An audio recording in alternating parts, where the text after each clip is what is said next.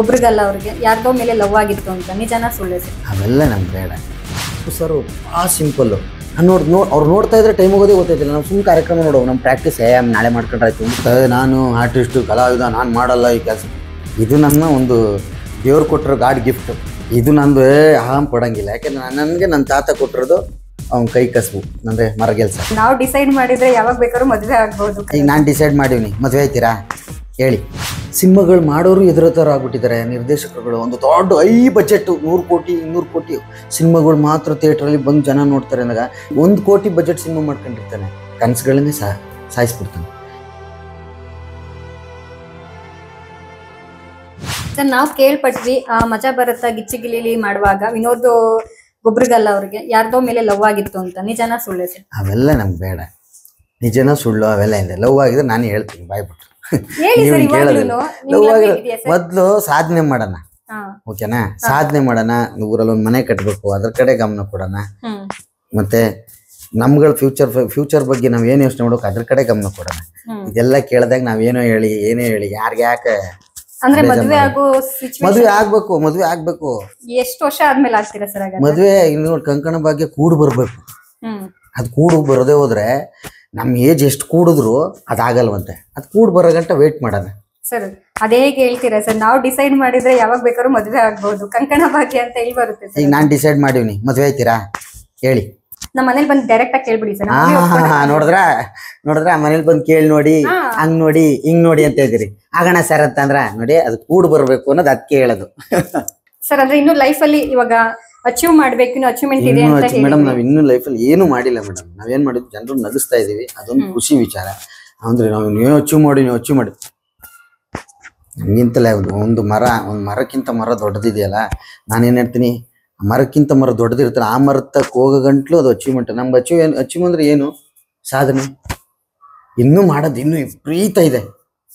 Okay sir. ಇವಾಗ next ದಿನಗಳಲ್ಲಿ ಏನಾದ್ರು ಯಾರಾದ್ರೂ ನಿರ್ದೇಶಕರು ಬಂದು ನಿಮ್ಮನ್ನ ಈ ತರ ಒಂದು ಹೀರೋ ಆಗಿ ಮಾಡ್ತಿದೀವಿ ಅಂತ ಏನಾದ್ರು ಆಫರ್ ಕೊಟ್ರೆ ಅದನ್ನ ಯಾವ ತರ ತಗೋತೀರಾ ಸರ್? ಅಲ್ಲ, ಡೈರೆಕ್ಟರ್ ಬಂದು ನಾನು ಹೀರೋ ಮಾಡ್ತೀನಿ ಅಂತ ಹೇಳ್ತಾರೆ. ನಾನು ಅವ್ರನ್ನ ಕೇಳ್ತೀನಿ, ಸರ್ ಪ್ರೊಡ್ಯೂಸರ್ ಯಾರು ಅಂತ.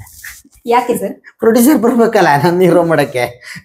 ಇವ್ರು ಪಾಪ ಡೈರೆಕ್ಟರ್ಗಳು ಅವ್ರ ಕನ್ಸಿಟ್ಕೊಂಡು ಹೇಳ್ತಾರೆ, ಒಂದು ಖುಷಿಗೆ ಬಂದು ನೀನು ಹೀರೋ ಮಾಡ್ತೀನಿ ಅಂತ ಹೇಳಿದ್ರು ನಾನು ಅಕ್ಸೆಪ್ಟ್ ಮಾಡ್ಕೊತೀನಿ. ಆಯ್ತು ಸರ್ ಮಾಡಿ ಸರ್ ಅಂತ. ಪ್ರೊಡ್ಯೂಸರ್ ಸರ್ ನೀವೇ ಪ್ರೊಡ್ಯೂಸರ್ ಆಗ್ಬೋದಲ್ಲ ಸರ್? ಅಯ್ಯೋ ಸುಮ್ಕಿರಿ, ಆಯ್ಕಂತೀನಿ ಅಂತ ಯಾಕೆ ಮಾತು. ಪ್ರೊಡ್ಯೂಸರ್ ಅಂದ್ರೆ ಅದೊಂದು ದೊಡ್ಡ ಸ್ಥಾನ. ನಿರ್ಮಾಪಕರು ನಮ್ಗೆ ಅನ್ನ ಕೊಡುವಂಥ ದೇವರು. ಆ ಸ್ಥಾನಕ್ಕೆ ನಾವು ಹೋಗೋದು ಬೇಡ, ನಾವು ಕಲಾವಿದರಾಗೇ ಇರೋಣ.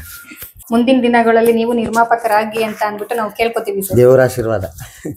ಓಕೆ ಸರ್, ಅಕಸ್ಮಾತ್ ಪ್ರೊಡ್ಯೂಸರ್ ಒಪ್ಕೊಂಡ್ರು, ನಿರ್ದೇಶಕರು ಒಪ್ಕೊಂಡ್ರು, ನಿಮ್ಗೆ ಹೀರೋ ಆಗಿ ಮಾಡ್ತಾ ಇದ್ದಾರೆ, ನಿಮ್ಗೆ ಕೋ ಆರ್ಟಿಸ್ಟ್ ಹೀರೋಯಿನ್ ಆಗಿ ಬೇಕು ಅಂತ ಅಂದ್ರೆ ನಿಮ್ಮ ಮೈಂಡ್ ಅಲ್ಲಿ ಯಾರಾದ್ರು ಇಂತ ಹೀರೋಯಿನ್ ಅಂತ ತುಂಬಾ ಇಷ್ಟನಪ್ಪ, ಇಂಥವ್ರು ಬಂತು ಅಂದ್ರೆ ಸಖತ್ ಫೇವ್ರೇಟ್ ಇಂಥದ್ದು ಯಾರಾದ್ರೂ ಹೀರೋಯಿನ್ಸ್ ಗಳಿದ್ದಾರೆ ಸರ್? ಇಲ್ಲ ಮೇಡಮ್, ಅದು ಡೈರೆಕ್ಟರ್ ಬಿಟ್ಟಿರೋದು. ಅವ್ರು ನಮ್ಮನ್ನ ಹೀರೋ ಮಾಡಿದ್ದಾರೆ ಅಂದ್ರೆ, ನನ್ನೇ ಹೀರೋ ಮಾಡಿದೀನಿ ಅಂದ್ರೆ ಅವರಲ್ಲೂ ಇನ್ನೊಬ್ರು ಯಾರೋ ಹೀರೋಯಿನ್ ಮಾಡ್ಬೇಕು ಅಂತ ಅವ್ರು ಕನ್ಸು ಕಟ್ಕೊಂಡಿರ್ತಾರೆ. ನಿಮ್ಮನ್ನ ಒಂದು ಸಜೆಷನ್ ಅಂತ ಕೇಳಿದ್ರೆ ನಾನು ಡೈರೆಕ್ಟರ್ ಬಿಟ್ಟಿರೋದು. ನೀವ್ ಹೇಳ್ದಂಗೆ ಸರ್ ನಾನು ಅಂತ ಹೇಳ್ತೀನಿ ಹೊರತು ಇಂಥವ್ರೇ ಬೇಕು ಅಂಥವ್ರೇ ಬೇಕು. ನಾನು ಪ್ರೊಡ್ಯೂಸರ್ ಕಾಸು ಹಾಕ್ತೀನಿ ಅಂತ ಬಂದವ್ರೇನದೇ ಒಂದು ಅರ್ಗಿಸ್ಕೊಳಕ್ಕಾಯ್ತಲ್ಲ. ಅಂಥದ್ರಲ್ಲಿ ನಾನು ಇಂಥ ಹೀರೋಯಿನ್ ಕೊಡಿ ಅಂಥ ಹೀರೋಯಿನ್ ಕೊಡಿ, ನಾನು ಸಂಸಾರ ಮಾಡ್ತಾ ಇದ್ದಾವ? ಇಲ್ಲ, ಇಂಥವ್ರೇ ಬೇಕು ಅನ್ನೋಕ್ಕೆ. ನಾವು ಸಿನಿಮಾ ಮಾಡ್ತಾ ಇರೋದು ಜನಕ್ಕೆ ಇಷ್ಟ ಆಗೋ ಕತೆ ಕೊಟ್ಟು ಇಷ್ಟ ಆಗೋ ಥರ ಆ್ಯಕ್ಟ್ ಮಾಡಿದ್ರೆ ಸಾಕು. ಸರ್ ನೀವು ಚಿಕ್ಕ ವಯಸ್ಸಲ್ಲಿ ಬೆಳೆದು ಬಂದಾಗ ಯಾರಾದ್ರೂ ಇವ್ರನ್ನ ನೋಡಿ ಇವ್ರ ಫೇವ್ರೇಟ್ ಹೀರೋಯಿನ್ಗಳ ಮೇಲೆ ಕ್ರಶ್ ಆಗಿರೋದು ಏನಾದ್ರು ಇದೆಯಾ ಸರ್? ಹೀರೋಯಿನ್ ಚಿಕ್ಕ ವಯಸ್ಸಲ್ಲ, college days, school days, college ಡೇಸಲ್ಲಿ ಇಲ್ಲ ಮೇಡಮ್. ನಾನು ಚಿಕ್ಕ ವಯಸ್ಸಿದ್ದಾಗ ಮೇಡಮ್ ಮಹಾಲಕ್ಷ್ಮಿ ಮೇಡಮ್ ಅವ್ರಿಗೆ ನಮ್ಮ ಮಾವದವ್ರ ಕಾಲದಲ್ಲ ಮಹಾಲಕ್ಷ್ಮಿ ಮೇಡಮ್ ಇದ್ರು. ಅವ್ರು ನೋಡಿವಿ, ಆ್ಯಕ್ಟಿಂಗ್ ನೋಡ್ತಿದ್ವು ಅಷ್ಟೇ. ಅವಾಗ ಕ್ರಸ್ಸು ಗಿಸ್ಸು ಅಂತ ಚಿಕ್ಕ ವಯಸ್ಸಲ್ಲಿ ಕ್ರಸ್ಸು ಇಂಥವ್ರು ನೋಡಿ ಇಷ್ಟ ಅನ್ನೋಕೆ. ಆ ವಯಸ್ಸಲ್ಲಿ ಇಷ್ಟ ಅನ್ನೋದಂದ್ರೆ ಏನು ಅಂತಲೇ ಗೊತ್ತಿಲ್ಲ. ಆಡ್ಕೊಂಡು ತಿನ್ಕೊಂಡು ಎಲ್ಲರೂ ಗೋಲಿ ಆಡ್ತಿದ್ದಾವೆ, ಅಲ್ಲೋಗಿ ಆಡ್ಕೊಂಡು, ಕ್ರಿಕೆಟ್ ಆಡ್ತಿದ್ರು ಅಲ್ಲೇ ಆಡ್ಕೊಂಡು, ಗಿಲ್ಲಿ ದಂಡ ಆಡ್ಕೊಂಡು, ಮೇರಿ ಆಡ್ಕೊಂಡು ಅದರಲ್ಲೇ ಟೈಮ್ ಹೋಯ್ತಿತ್ತು. ಅಂಥದ್ರಲ್ಲಿ ಹೀರೋಯಿನ್ನು ನೋಡಿ ಎಷ್ಟನೇ ವಯಸ್ಸದ್ದು ಕೇಳ್ತಾ ಇದ್ರಿ ನೀವು? 18 ವರ್ಷ ಆದ್ಮೇಲೆ ಕೇಳಿದ್ರೆ ಏನೋ ಹೇಳ್ಬೋದು. ನೀವು ಚಿಕ್ಕ ವಯಸ್ಸಲ್ಲಿ ಅಂದ್ರೆ ಹೆಂಗ್ ಹೇಳಕ್ಕಾದ್ದು? ಅಯ್ಯೋ ಮೇಡಮ್, ಚಿಕ್ಕ ವಯಸ್ಸಲ್ಲಿ ಕ್ಲಾಸ್ಮೇಟ್ ಜೊತೆಲಿ ಓದ್ತಿದ್ದೋಳೆ ಇಷ್ಟ ಆಯ್ತಿತ್ತಿಲ್ಲ. ಯಾಕೆ ಹೇಳಿ? ನಮ್ಗೆ ಆ ಭಾವನೆಗಳೇ ಇರ್ತಿರ್ಲಿಲ್ವಲ್ಲ. ಭಾವನೆಗಳಿಗೂ ಒಂದು ಏಜ್ ಅಂತ ಇದೆ. ಓಕೆ ಸರ್, ನಿಮ್ಗೆ ಭಾವನೆಗಳು ಬಂದ ಮೇಲೆ ಆದ್ರೂ ಕ್ರಶ್ ಯಾರು? ಕ್ರಶ್ ಏನಿಲ್ಲ. ಭಾವನೆಗಳು ಬಂದಾದ್ಮೇಲೆ ಏನಾಯ್ತು ಅಂದ್ರೆ ಮನೇಲಿ ಕಷ್ಟಗಳು ಜಾಸ್ತಿ. ಅದು ಭಾವನೆ ತೆಗೆದು ಸೈಡ್ಗೆ ಎಸ್ತು ಕಷ್ಟಗಳು ತೀರ್ಸಕ್ ನಿಂತೆ ಹೊರ್ತು ಒಂದು. ಯಾಕೆಂದ್ರೆ ಒಂದು ಹೇಳ್ತಾರೆ, ಅಲ್ಪಂಗೆ ಐಶ್ವರ್ಯ ಬಂದ್ರೆ ಅರ್ಧ ರಾತ್ರಿ ಕೊಡೆ ಹಿಡಿತಿದ್ನಂತೆ ಕಲ. ಅನ್ನೋದೊಂದು ಗಾದೆ ಮಾತು ಹೇಳ್ತಿದ್ರಂತ ಹಿರಿಕರು. ನನಗೆ ಅದು ಭಯ, ಯಾಕೆಂದ್ರೆ ನಾನು ಯಾವ ರಂಗಭೂಮಿ ಕಲಾವಿದ ಎಲ್ಲೂ ಏನು ಕಲೀಲಿಲ್ಲ. ಸೊ ಡೈರೆಕ್ಟ್ ಇದಕ್ಕೆ ಸೆಲೆಕ್ಟಾಗಿ ಸಿಕ್ತಾಗ ನನಗೇನು ಅಂದರೆ ನನ್ನಲ್ಲಿ ಇದ್ದಿದ್ದು ಒಂದೇ, ಇಲ್ಲ ಇದನ್ನ ನಾನು ಉಳಿಸ್ಕೊಂಡು ಹೋಗ್ಬೇಕು, ಕಾಪಾಡ್ಕೊಂಡು ಹೋಗ್ಬೇಕು ಅಂದ್ರೆ ನಾನು ಹೊಸತನ ಪ್ರಯತ್ನಗಳ ಮಾಡಬೇಕು ಅಂತ ಆ ಕಡೆ ಗಮನ ಇತ್ತು ಹೊರತು ಭಾವನೆ ಮಣ್ಣಂಗಟ್ಟಿ ಅವೆಲ್ಲ ಏನೂ ಇಲ್ಲ. ಅದು ಉಳಿಸ್ಕೊಳ್ಳೋದೇ ಒಂಥರ ಅರಸಾಹಸ ಆಗಿತ್ತು. ಸರ್ ಇವಾಗ ಒಂದು ಪರ್ಸನಲ್ ಕ್ವಶನ್ ನಂದೇನೆ. ನಿಮ್ನ ಆಕ್ಟಿವಿಟೀಸು ನಿಮ್ನ ನೋಡಿ ನೀವು ತುಂಬಾ ಇಷ್ಟ ಆಗಿ ಯಾವ್ದಾರ ಒಂದು ಹುಡುಗಿ ಬಂದು ಪ್ರಪೋಸ್ ಮಾಡಿದ್ರೆ ಒಪ್ಕೋತೀರಾ ಸರ್? ಮಾಡ್ಲಿ, ಯಾರು ಬಂದು ಪ್ರಪೋಸ್ ಮಾಡ್ಲಿ ಸರ್. ಮಾಡೋರು ಅಟ್ಲೀಸ್ಟ್ ಹೀಗೆ ಇರ್ಬೇಕು ಹಾಗೆ ಇರ್ಬೇಕು ಅಂತ ಏನಾದ್ರು ಕನ್ಸಿದ್ಯಾ? ಏನಿಲ್ಲ, ಅವ್ರು ಪ್ರಪೋಸ್ ಮಾಡ್ಲಿ ಅಷ್ಟೇ ಸಾಕು. ಯಾರಾದ್ರೂ ಪರವಾಗಿಲ್ಲ ಅಂತಂದ್ರೆ ಹುಡುಗರು ಬಂದು ಪ್ರಪೋಸ್ ಮಾಡಿದ್ರು ಒಪ್ಕೊಳಕ್ಕಾಗತ್ತಾ ಸರ್? ಅದು ಟ್ರೆಂಡಿಂಗ್ ಅಲ್ಲಿ ಇದೆ ಕಲಿಯುಗ, ಯಾವ ತರ ಬೇಕಾದ್ರೂ ಆಗ್ಬೋದು. ಹುಡುಗರು ಪ್ರಪೋಸ್ ಟ್ರೆಂಡಿಂಗ್ ಅಂದ್ಬಿಟ್ಟು ಜಗನ್ಮಾತೆ ಮಾಡ್ಲಿ. ಮೊದಲು ಮನೆ ಕಷ್ಟಗಳ ತೀರಿ ನಾನೊಂದು ಮಟ್ಟಕ್ಕೆ ಒಂದು ಹೋಗಿ ನಿಂತ್ಕೊಂಡು ತಿರುಗಿ ನೋಡಿದ್ರು ಅಪ್ಪ ಏನಿಲ್ಲ ಒಂಚೂರು ಉಸಿರಾಡಂಗೆ ಇದ್ದೀನಿ, ಆ ಪರಿಸ್ಥಿತಿಗೋಸ್ಕರ ಹೊಡೆದಾಡ್ತಾ ಇದ್ದೀನಿ. ಇದೆಲ್ಲ ಆಮೇಲೆ ಸರ್ ನೆಕ್ಸ್ಟ್ ನಿಮ್ಮ ಸಿನಿಮಾಗಳು ರಿಲೀಸ್ ಆಗ್ತಿರೋದು ಯಾವ್ದು ಸರ್? ಇಲ್ಲ, ಎಲ್ಲ ರೆಡಿ ಇವೆ ಮೇಡಮ್. ಈಗ ಶೂಟಿಂಗ್ ನಡೀತಾ ಇರೋದು ಅಲಗಲಿ ಬಿಡ್ರ ಕತೆ ಈಗ ನಡೀತಾ ಇದೆ. ರಾಶಿನೂ ನಡೀತಾ ಇದೆ. ರಾಶಿ ಮತ್ತು ಇನ್ನೊಂದು ಚನ್ನರಾಜ್ ಸರ್ ಮಗವ್ರದ್ದು ಒಂದು ಸಿನಿಮಾ ಮಾಡಿ ಮತ್ತು ರೆಡಿಯಾಗಿ ನಿಂತಿರೋದು ನಮ್ಮ ವೆಂಕಟೇಶಣ್ಣವರು ಪ್ರೊಡ್ಯೂಸರು, CS ವೆಂಕಟೇಶಣ್ಣವರು ಮತ್ತು ನಮ್ಮ ಮಂಜು ಕವಿ ಸರ್ ಅವರು ಮಾಡಿರೋಂಥ ಬಡವ್ರ ಮನೆ ಮಕ್ಕಳು ಬೆಳಿಬೇಕಂಡ್ರಯ್ಯ. ಸೂಪರ್ ಆಗಿದೆ ಮೂವಿ. ಅದರಲ್ಲೂ ನಂದು ಚಂದ್ರಣ್ಣಂದು ಕಾಂಬಿನೇಷನ್ ಇದೆ, ಅದ್ಭುತವಾಗಿ ಮೂಡ್ ಬಂದಿದೆ. ಅದಾದ್ಮೇಲೆ ಇನ್ನೂ ರಿಲೀಸ್ಗಿವೆ ಸರ್. ಒಂದು 6-7 ವರ್ಷದಿಂದ ಇಂಡಸ್ಟ್ರಿಯಲ್ಲಿ ಇದ್ದೀರಾ, ತುಂಬಾ ಸಿನಿಮಾಗಳಲ್ಲಿ ವರ್ಕ್ಗಳನ್ನ ಮಾಡಿದ್ದೀರಾ. ಇಷ್ಟು ಮಾಡಿ ನೀವು ಒಂದು 50% ಸೆಟಲ್ಡ್ ಆಗಿದ್ದೀರಾ ಮೇಡಮ್. ನೀವು ಅನ್ಕೊಳ್ಳೋದೇನು ಅಂದ್ರೆ ಸಿನಿಮಾ ಟಿವಿಲಿ ಕಾಣಿಸ್ತಾನೆ ಅವ್ರಿಗೆ ಹಿಂಗೇನು ಏನಿಲ್ಲ ದುಡ್ಡು ಹೆಚ್ಚಾಗಿ ಬರ್ತಾ ಇರ್ತದೆ ಅಂತ ಇರ್ತಾರೆ. ಇಲ್ಲ, ನಾವು ಒಂಥರ ಗಾರ್ಮೆಂಟ್ಸ್ ಅಲ್ಲಿ ಕೆಲಸ ಮಾಡ್ದಂಗೆ ತಿಂಗಳಾದ್ರೆ ಇಷ್ಟು ಸಂಬಳ ಬರುತ್ತೆ, ಇಂತ ಬಾಡಿಗೆ ಎಷ್ಟು, EMI ಎಷ್ಟು, ಹಿಂಗೆ ಕಟ್ಕೊಂಡು ಹೋಗ್ತಾ ಇರ್ತೀವಿ. ಅಂದ್ರೆ ನಮ್ಮ ಕಾಯಕೇನು ಜನರು ನಗಿಸೋದಷ್ಟೇ, ನಗಿಸ್ತೀವಿ. ನಮ್ಗೇನು ಕೊಡ್ತಾರೆ ಬಿಡ್ತಾರೆ ಅದು ಇಸ್ಕೊಂಡು ನಮ್ಮ ಜೀವನ ಮಾಡ್ಕೋತೀವಿ. 50% ಸೆಟಲ್ಡ್ ಅಂದರೆ ಏನಂದರೆ ಜೂರು ಉಸಿರು ಬಿಡ್ತಾವನೆ ನನಗೆ. ನಾವು ಇನ್ನೂ 25 30% ಅಂದರೆ ಊರಲ್ಲಿ ಒಂದು ಮನೆ ಕಟ್ಟಬೇಕು, ಅರ್ಧಂಬರ್ಧ ಆಗಿದೆ. ಸೊ ನಾನು ದುಡ್ದು ಒಂದು ಎಲ್ಲ ತಗೊಂಡೋಗಿ ಅಲ್ಲಿ ಹಾಕಿ ಒಂದು ಮನೆ ಕಟ್ಟಿ ಅರ್ಧಂಬರ್ಧ ಮಾಡಿ ನಿಲ್ಸಿದ್ದೀನಿ. ಯಾರು ಇನ್ನೊಂಚೂರು ಅಂದರೆ ಮಾಡೋ ನಾವು ಇದ್ದೀವಿ ಅಂತ ಒಂದು ಸಪೋರ್ಟ್ ಮಾಡೋರಿದ್ರೆ ಆ ಮನೆ ಒಂಚೂರು ಕಂಪ್ಲೀಟ್ ಮಾಡ್ಕೋಬೋದು, ಕೆಲಸಗಳು ಸಿಗ್ತಾ ಇದ್ರೆ ಅಷ್ಟೇ. ಸರ್ ವಿನೋದ್ ಗಬ್ಬರ್ಗಾಲ ಸರ್ ತುಂಬಾ ಕಾಸ್ಟ್ಲಿ ಆಗಿದ್ದಾರೆ ಈ ನಡುವೆ. ಇಲ್ಲಪ್ಪ, ಕಾಸ್ಟ್ಲಿ ಅನ್ನೋ ಪದ ಇನ್ನೂ ಕೇಳಿಲ್ಲ, ಇನ್ನೂ ಹೇಳಿಲ್ಲ. ನಾನು ತುಂಬ ಕಾಸ್ಟ್ಲಿ ಅಂತಲೂ ಹೇಳೋಕ್ಕಾಗ್ತಾ ಇಲ್ಲ. ಕೆಲಸಕ್ಕೆ ಏನು ಕೆಲಸ ಇರುತ್ತೆ ಅದಕ್ಕೆ ತಕ್ಕಂತೆ ನಾವು ಕೆಲಸ ಮಾಡ್ಕೊಂಡು ಹೋಗ್ತಾ ಇದ್ದೀವಿ. ಕೊಡೋದೇ ಆಗಲಿ ತಗೊಳ್ಳೋದೇ ಆಗಲಿ ಅಷ್ಟಕ್ಕೆ ಮಾತ್ರ ಕೇಳ್ಕೊತಾ ಇದ್ದೀವಿ. ಹಂಗಂತ ನಾನು ವಿನೋದ್ ಗಬ್ಬರ್ಗಾಲ ಅಷ್ಟು ಕೊಡಿ, ನಾನು ಕಾಸ್ಟ್ಲಿ ಅದು ತಲೆಗೆ ಎತ್ತಿಸ್ಕೊಂಡಿಲ್ವಲ್ಲ ನಾವು. ಫಸ್ಟ್ ಆಫ್ ಆಲ್ ನೀವಂತಾರೆ ವಿನೋದ್ ಗಬ್ಬರ್ಗಾಲ್ ಅವರು ಇನ್ನೂ ಸಾಧನೆ ಮಾಡ್ತಾ ಇದ್ದೀವಿ ಅನ್ಕೊಂಡಿರೋದು, ಸಾಧನೆ ಮಾಡಿವ್ನಿ ಅಂತ ಅನ್ಕೊಂಡಿಲ್ಲ. ಸೊ ಹಂಗಂದ್ಮೇಲೆ ನಾವು ಯಾಕೆ ಅಂದರೆ ಆ್ಯಟಿಟ್ಯೂಡ್ ನಾವು ಯಾಕೆ ತೋರೋದು ನಾನು ಕಾಸ್ಟ್ಲಿ ಇಷ್ಟು ಅಷ್ಟು ಅಂತ. ನಾರ್ಮಲಾಗಿ ವಿನೋದ್ ಗೊಬ್ಬರಗಾಲದಿಂದ ಹೆಂಗೆ ಬಂದಿದ್ದ ಹಂಗೆ ಇದೆ ಇವಾಗಲೂ ಅಷ್ಟೇ. ನನ್ನಲ್ಲಿರೋದು ಒಂದೇ, ಜನರನ್ನ ನಗಿಸ್ಬೇಕು ಅಷ್ಟೇ. ವಿನೋದ್ ಗಬ್ಬರ್ಗಾಲ ಸರ್ನ ಮೀಟ್ ಆಗಬೇಕು, ಸಿನಿಮಾ ಏನಾದ್ರು ಆರ್ಟಿಸ್ಟ್ ಆಗಿ ಕೇಳಬೇಕು ಅಂತಂದ್ರೆ ಮ್ಯಾನೇಜರ್ ಮುಖಾಂತರ ಹೋಗ್ಬೇಕಾ? ಇಲ್ಲ ಮೇಡಮ್, ಮ್ಯಾನೇಜರ್ ಇಟ್ಗಳಷ್ಟು ಇನ್ನೂ ದೊಡ್ಡ ಮಟ್ಟಕ್ಕೆ ಬೆಳೆದಿಲ್ಲ. ದೇವ್ರ ಆಶೀರ್ವಾದ, ಮುಂದೆ ನೋಡೋಣ. ನೀವು ಹೇಳಿದ್ರಲ್ಲ ನಿರ್ಮಾಪಕರು ಆಗ್ಬೋದು ನೀವು ಅಂತಂದ್ರ, ಅದು ನಿಮ್ಗಳ ಬಾಯ ಹರಿಸ್ತಿರಲ್ಲ, ಅದರಿಂದ ಆದರೂ ಆಗ್ಬೋದು. ಮ್ಯಾನೇಜರ್ ಇಟ್ಕೊಳ್ಳೋಷ್ಟು ಇನ್ನೂ ಬೆಳೆದಿಲ್ಲ. ನನ್ನ ಫೋನ ನಾನೇ ಚಾರ್ಜರ್ ಹಾಕೋದು, ನಾನೇ ಮಾತಾಡಿ ನಾನೇ ಇಲ್ಲಿಗೆ ಬರ್ತೀನಿ, ಆಯ್ತು ಸರ್ ಬಿಡಿ ಸರ್ ಅಂತ ಮಾತಾಡೋ ಮಟ್ಟಿಗೆ ಇನ್ನೂ ವಿನೋದ್ ಗಬ್ಬರ್ಗಾಲ ಅಲ್ಲೇ ಇರೋದು. ಸರ್ ನೀವು ಬೆಂಗಳೂರಿಗೆ ಬಂದು ಎಷ್ಟು ವರ್ಷ ಆಯ್ತು ಸರ್? ಎಷ್ಟು ಮೇಡಮ್, 8 ವರ್ಷ 10 ವರ್ಷ ಆಯ್ತು. ಅದೇ 8 ವರ್ಷ. ಅದರಲ್ಲಿ 2 ವರ್ಷ ಲೆಸ್ ಮಾಡಿ ಊರಲ್ಲೇ ಇದ್ದು, ವರನ ಬಂದು ಊರಲ್ಲೇ ಇದ್ದು 2 ವರ್ಷ. ಅದಾದ್ಮೇಲೆ ಒಂದು 2 ವರ್ಷ, 10 ವರ್ಷದಲ್ಲಿ ಒಂದು 2 ವರ್ಷ, 8 ವರ್ಷ ಇದ್ದೀನಿ. ಸರ್ ಕೊರೋನಾ ಏನಾದ್ರು ನಿಮ್ಗೆ ಒತ್ತಡ ಜಾಸ್ತಿ ಬೀರಿತ್ತಾ? ಒತ್ತಡ ಬೀರ್ನಿಲ್ಲ.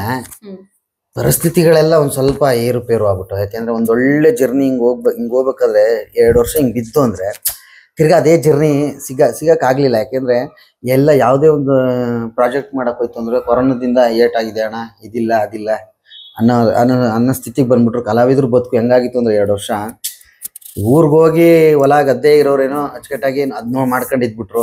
ಸೊ ಇದನ್ನೇ ನಂಬ್ಕೊಂಡು ಇದನ್ನೇ ಹರಿಸ್ಕೊಂಡು ಬಂದಿರೋರು ಕಷ್ಟ ಬೇಡ, ಅಲ್ಲಿ ಇಲ್ಲಿ ಡೊನೇಟ್ ಮಾಡೋದು ಅಂದರೆ ಸಹಾಯ ಮಾಡಿದವ್ರು ತಾವು ನಾವು ಕಲಾವಿದರು ಅನ್ನೋದು ಮರೆತು ನಾವು ಒಬ್ರು ಮನುಷ್ಯರು, ನಮಗೂ ಜೀವ ಇದೆ ಅನ್ನೋದು ನಾವು ಇಸ್ಕೊಂಡು ಬಂದು ಮನೇಲಿ ಮಾಡಿಕೊಂಡು ತಿಂದಿದ್ದು ಉಂಟು ಆ ಟೈಮಲ್ಲಿ. ಕೊರೋನಾ ಆ ಟೈಮಲ್ಲೇ ನನಗೆ ಮನೆ ಕಟ್ಟಬೇಕು ಅಂತ ಅನಿಸಿದ್ದು. ಅಪ್ಪ ಅವ್ನಿಗೆ ಊರಿಗೆ ಹೋಗಿದಾಗ ಎಲ್ಲ ಒಂದೇ ತೋ ಸೇರ್ಕೊಂಡು ಊರಲ್ಲಿ ಎಲ್ಲ ಹೋಗಿರೋರು ಬಂದಾಗ ಮಲಗಕ್ಕೆ ಜಾಗ ಇಲ್ಲದೆ ಹೋದಾಗ ಆಗ ಮನೆ ಕಟ್ಟಬೇಕು ಊರಲ್ಲಿ ಅಂತ ಅನಿಸ್ತು. ಆವಾಗ ಆ ಕೊರೋನಾ ಟೈಮಲ್ಲಿ ಬೇಸ್ಮೆಂಟ್ ಹಾಕಿ ಬಿಟ್ಟೆ ಇನ್ಯಾವ್ದಾದ್ರು ಶೋಗಳು ಸಿಕ್ಕಿದಾಗ. ಆಮೇಲೆ ಬಿಗ್ ಬಾಸಲ್ಲಿ ಸುದೀಪಣ್ಣ ಮುಂದೆ ನಾನು ಹೇಳಿದೆ ಮನೆ ಕಟ್ಟಿದ್ದೀನಿ ಅಣ್ಣ ಅಂತ. ಆವಾಗ ಸ್ಟಾರ್ಟ್ ಮಾಡಿದೆ. ಅದೊಂದು ಹಂತಕ್ಕೆ ಬಂತು, ತಾರಸಿಯಾಗಿ ಇನ್ನೇನು ಗಿಲಾವಾಗಬೇಕಷ್ಟೆ. ಪ್ಲಾಸ್ಟಿಂಗ್ ಆಗಿ ಡೋರು ಕಿಟಕಿ ಹಾಕೊಂಡು ಒಳಕ್ಕೆ ಹೋಗ್ಬೇಕು. ಪ್ಲಾಸ್ಟಿಂಗ್ ಆಗಿ ಡೋರ್ ಕಿಟಕಿ ಹಾಕೊಂಡು ಒಳಕ್ಕೆ ಹೋಗೋಕ್ಕೆ ಆಗ್ತಾಯಿಲ್ಲ, ಯಾಕೆಂದರೆ ಕೆಲಸಗಳೆಲ್ಲ ಒಂದು ಸ್ವಲ್ಪ ಕಮ್ಮಿ.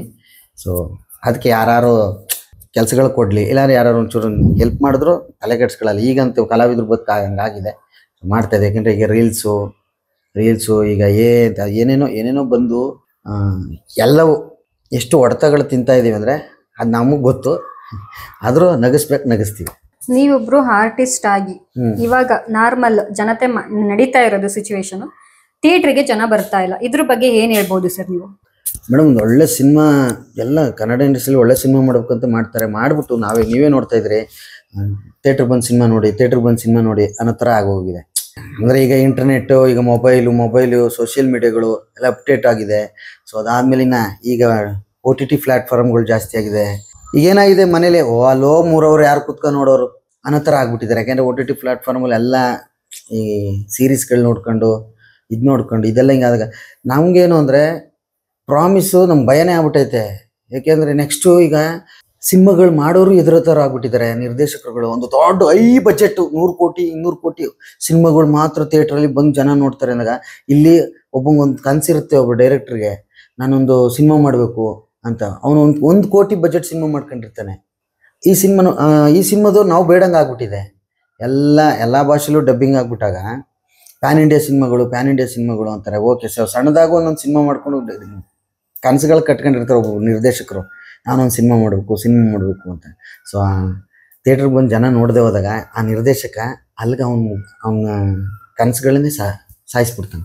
ಅಂದರೆ ಇನ್ನು ಈ ಸಿನಿಮಾ ಮಾಡಿ ಯಾರು ಬಂದು ನೋಡಲಿಲ್ಲ ಅಂದರೆ ಏನಕ್ಕೆ ಏನಂತಾರೆ. ಬಟ್ ಒಳ್ಳೆ ಸಿನಿಮಾ ಮಾಡೋಕ್ಕೆ ಎಲ್ಲರೂ ಟ್ರೈ ಮಾಡೋದು. ಸೊ ನಾನು ಕೇಳ್ಕೊಳ್ಳೋದಷ್ಟೇ, ನಮ್ಮ ಕನ್ನಡ ಇಂಡಸ್ಟ್ರಿನ ನಾವೇ ಉಳಿಸ್ಬೇಕು. ಕನ್ನಡ ಉಳಿಸ್ಬೇಕು, ಬೆಳೆಸಬೇಕು ಅಂದರೆ ನಾವು ಬಂದು ಕನ್ನಡ ಸಿನಿಮಾಗಳನ್ನು ಥಿಯೇಟ್ರಲ್ಲಿ ನೋಡಬೇಕು. ಆವಾಗ ಇನ್ನಷ್ಟು ಈ ನಮ್ಮಂಥ ಕಲಾವಿದರುಗಳಿಗೂ ಇನ್ನಷ್ಟು ಕೆಲಸಗಳು ಸಿಗುತ್ತೆ. ನಮ್ಮ ನಮ್ಮ ಕಷ್ಟಗಳು ತೀರ್ತಾ ಹೋಗುತ್ತೆ. ನಮಗೂ ಒಂದು ಖುಷಿ ಇರುತ್ತೆ, ಅವರು ಜನರನ್ನ ನಾವು ನಗಿಸ್ತೋ, ದೊಡ್ಡ ಪರದೆಯಲ್ಲಿ ನಗಿಸ್ತೋ ಅಂತ ಒಂದು ಆಸೆ. ಚಿಕ್ಕ ಪರದೆಯಲ್ಲಿ ನಾವು ನಗಿಸಿದ್ದೀವಿ, ನಮ್ಮನ್ನು ನಾವು ದೊಡ್ಡ ಪರದೆಯಲ್ಲಿ ನೋಡಬೇಕು ಅಂತ ಆಸೆ. ಬಟ್ ಸಿನಿಮಾಗಳು ಕಮ್ಮಿ ಆಗ್ತಾ ಹೋದಾಗ ಅದೊಂದು ಭಯ ಕಾಡುತ್ತೆ. ಸರ್, ನೀವು ಆಕ್ಟಿಂಗ್ ಬಿಟ್ಟು ಬೇರೆ ಏನಾದರೂ ಬಿಸ್ನೆಸ್ ಮಾಡೋ ಪ್ಲಾನ್ ಇದೆ ಅಥವಾ ಮಾಡ್ತಾ ಇದ್ದೀರಾ ಸರ್? ಇಲ್ಲ, ಫಸ್ಟ್ ನಾನು ವುಡ್ ವರ್ಕ್ ಮಾಡ್ತಾ ಇದ್ದೆ. ನಾನು ಕಾರ್ಪೆಂಟರ್ ವರ್ಕ್ ಕಲ್ತಿದ್ದೆ, ಎಲ್ಲ ಮಾಡ್ತಾ ಇದು ಸಿಕ್ತು. ಇದು ಎಲ್ಲಿ ಗಂಟ ನಾನು ಯಾವತ್ತೂ ಇದನ್ನು ಪ್ರಾಮಿಸ್ ಆಗಿ ಹೇಳ್ತೀನಿ, ಮನೆ ಕಷ್ಟಗಳು ಅಷ್ಟಿದ್ದಾಗ ನಾನು ಇದನ್ನು ನಂಬ್ಕೊಂಡು ಸಿನಿಮಾ ನಂಬ್ಕೊಂಡು ಬರೋಕ್ಕಾಗಲ್ಲ. ಬಟ್ ಇದೇನಾಯಿತು ಅಂದರೆ ಮಜಾ ಬರ್ತಾ ಸೆಲೆಕ್ಟ್ ಆಗಿ ಜನಗಳ ಪ್ರೀತಿ ವಿಶ್ವಾಸ, ಜನಗಳು ನನ್ನ ಅಕ್ಸೆಪ್ಟ್ ಮಾಡಿರೋದಕ್ಕೋಸ್ಕರ ನಾನು ಇನ್ನೂ ಇವತ್ತು ಜನಗಳನ್ನ ನಗ್ಸೋಕ್ಕೋಸ್ಕರನೇ ಹೊಡೆದಾಡ್ತಾ ಇದ್ದೀನಿ. ಅಂದರೆ ಹೊಸ ಪ್ರಯತ್ನಗಳು ಮಾಡ್ತಾ ಇದ್ದೀನಿ. ಸೊ ಇದು ಎಲ್ಲಿಗೆ ನಾನು ಕಮ್ಮಿ ಆಗುತ್ತೆ ಅಂದರೆ, ನನಗೆ ವುಡ್ ವರ್ಕ್ ಇದೆ. ನಾನು ಹೋಗಿ ನಮ್ಮ ತಾತನ ಕೆಲಸ, ನಮ್ಮ ತಾತ ಮಾಡ್ತಿದ್ದ ಕೆಲಸ ನಾನು ಮಾಡ್ತೀನಿ, ತುಂಬ ಖುಷಿಯಾಗುತ್ತೆ. ಹಂಗಂತ ನಾನು ಆರ್ಟಿಸ್ಟು ಕಲಾವಿದ ನಾನು ಮಾಡಲ್ಲ ಈ ಕೆಲಸ. ಇದು ನನ್ನ ಒಂದು ದೇವ್ರು ಕೊಟ್ಟಿರೋ ಗಾಡ್ ಗಿಫ್ಟು. ಇದನ್ನು ಗಿಫ್ಟಾಗಿ ಜನಕ್ಕೆ ಗಿಫ್ಟಾಗಿ ಕೊಡಬೇಕು ಹೊರತು ಇದು ನಂದು ಪಡೋಂಗಿಲ್ಲ. ಯಾಕೆಂದರೆ ನನಗೆ ನನ್ನ ತಾತ ಕೊಟ್ಟಿರೋದು ಅವ್ನ ಕೈ ಕಸಬು, ಅಂದರೆ ಮರಗೆಲ್ಸ. ನನ್ನ ಒಂದು ವೃತ್ತಿ ನೀನು ನೋಡ್ಕೋಗು, ನಡೆಸ್ಕೊಂಡು ಹೋಗು, ಅದನ್ನೇ ಮಾಡ್ತಿದ್ದೆ. ನಾನು ಅದನ್ನೇ ಮಾಡೋಕ್ಕೆ ಇಷ್ಟಪಡ್ತೀನಿ. ನಿಮ್ಮನ್ನ ಲೋ ಬಜೆಟ್ ಸಿನಿಮಾಗೆ ಕರೆದ್ರೆ ಹೋಗ್ತೀರಾ ಸರ್? ಹೋಗ್ತೀವಿ ಮೇಡಮ್.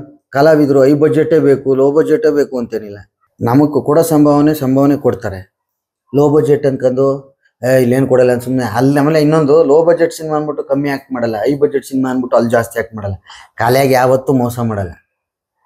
ಯಾಕೆಂದರೆ ಆ ಲೋ ಬಜೆಟಲ್ಲಿ ಕನಸುಗಳು ಕಟ್ಕೊಂಡಿರ್ತಾರೆ.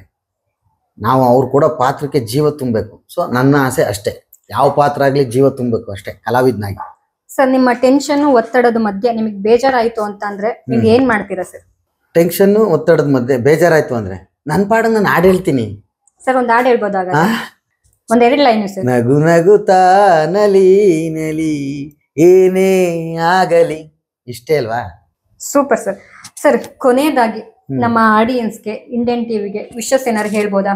ಸೊ ನಮ್ಮ ಇಂಡಿಯನ್ ಟಿವಿ ವೀಕ್ಷಕರಿಗೆಲ್ಲ ನನ್ನ ಧನ್ಯವಾದಗಳನ್ನು ಹೇಳ್ತೀನಿ. ಅದೇ ರೀತಿ ನಮ್ಮ ಇಂಡಿಯನ್ ಟಿವಿ ವ್ಯವಸ್ಥಾಪಕರಿಗೂ ನಾನು ಕೃತಜ್ಞತೆ ಸಲ್ಲಿಸ್ತೀನಿ. ಸೊ ಇಷ್ಟೊತ್ತು ಬಂದು ನನ್ನನ್ನು ಇಂಟರ್ವ್ಯೂ ಮಾಡಿ ನಮ್ಮ ಇಂಡಿಯನ್ ಟಿವಿಗೆ ಇಂಟರ್ವ್ಯೂ ಮಾಡಿದಂಥ ಆ್ಯಂಕರ್ಗೂ ನಾನು ಧನ್ಯವಾದ ಹೇಳ್ತೀನಿ. ಸೊ ತುಂಬ ಒಳ್ಳೆ ಕಾರ್ಯಕ್ರಮಗಳನ್ನು ಮಾಡ್ಕೊಂಡು ಹೋಗ್ತಾ ಇದೆ ಇಂಡಿಯನ್ ಟಿವಿ.